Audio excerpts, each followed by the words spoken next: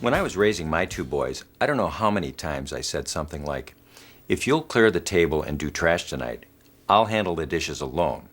Or "Let's work together to get these leaves raked and picked up so we can watch the Raiders game on TV." In a sense, we made a verbal contract. If they helped me, I'd help them, or we could do something fun together. The contract was simple, short-term, and clear. You've probably done something similar in the past. But when you're faced with difficult behavior, it's a little too simple, and you need a longer-term agreement, something in writing. A written contract is a proven way to improve behavior. Let's visit a family and see what steps are needed and how it's done. Angela! Angela, you're going to be late. All right, I'm coming. Have you seen my binder? Have you seen my binder? I can't find it. It's right here. Look, it's 10 after 8. You've missed the bus again. Will you give me a ride? What, and be late again? This is the second day this week that you've missed the bus. You need to get up earlier. What's all this yelling about? She's missed the bus again, and I'm not going to be late. Will you give me a ride? I have a science test this morning. No. I can't be late for work either, Angela. This has got to change. Tony and I have put up with Angela not getting to the bus on time for too long. Nothing we've said seems to make a difference. We're going to try something new, a behavior contract. The problem is that Angela is not getting to her bus on time. We decided to list the steps we thought she needed to fix this problem. For example, it would help if she got everything she's going to take to school the next day ready and by the door by 10 the previous night. We also thought she would need to get up by 6:45 so she could be dressed by 7:30, then eat breakfast, clean up, and be ready to leave the house by 8. If she can do all this and change her behavior to get to the bus on time, we're going to give her more phone time as a reward. Writing down what happens every day lets Angela know how well she's done, gives us the chance to encourage her, and gives us all something to refer to when it's time for a reward. Start with an easy behavior that you know your child can do and make sure it's something that's really clear-cut.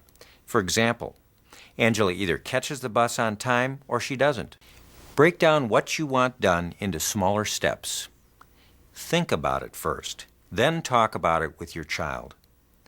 Come up with steps that work for both of you. It's important to understand what it means to complete each step. For example, Angela's steps included having her things for school ready the previous night, getting up, getting dressed, and being ready to leave the house.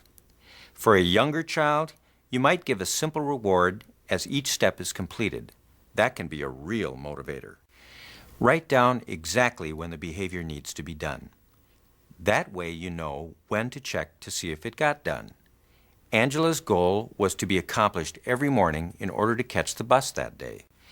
This is how you keep track of what happens on a daily basis. Each day your child is successful, mark it down. If he is not successful, leave the square empty.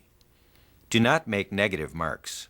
For example, Angela does all her steps correctly but is late getting to the bus, so she does not get a mark for that day. Or if she doesn't complete all the steps in order but does get to the bus on time, she will get a mark. Make the reward something your child really likes. Otherwise, it won't be very motivating. Rosetta and Tony know from experience that Angela loves to talk on the phone, and an extra hour of phone time will sound good to her. Kids can get on board with behavior contracts.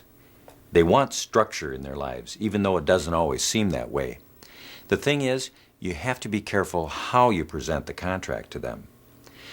It's important to set aside some quiet time with your child. Start on a positive note by talking about the good things your child is already doing. Bring up the contract as a way to earn rewards for good behavior. Then tell him all about it, in words he can understand. Tell him what behavior you want to see, the steps you think will help, when it should be done, and what kinds of rewards you have in mind. Even if your child doesn't go for it, don't be discouraged. Just tell him you're going to do your part, that you'll pay attention and reward him if you see the behavior you've asked for. Then stop talking about it and see what happens. Be consistent, stick with it. That's the most important thing. Thanks for helping me clean up. Hey, did you like that chicken? I never made it that way before. Yeah, it was good. Have you seen my 17 magazine? You're not running off anywhere, are you, Angela? Have a seat and let's talk for a few minutes, okay? Here it is. I was gonna call Jen. Would you mind calling her a little later? We'd like to talk to you for a while, okay? Okay. What's this all about? Angela, you do a lot of good things around here. You help me in the kitchen, you do all the laundry. Which I hate doing. Yeah, I know you do, but you do it, and you do a good job. You don't like cleaning your room either, and you've been doing a good job of that, too. Okay, so where's this going? Look, we want to just talk about the morning routine. We'd like to see it run a little smoother, and we'd like to see you make the bus on time every day. Honey, we're not here to give you a hard time. We simply want to talk about ways for you to catch the bus in the morning and things we can do to reward you for it. Hey, I don't need any help. What are you gonna do? Brush my teeth and feed me? No. But we considered that. No, of course not. We just thought if we wrote down what needed to be done and when, it might be helpful. You've gotta be kidding.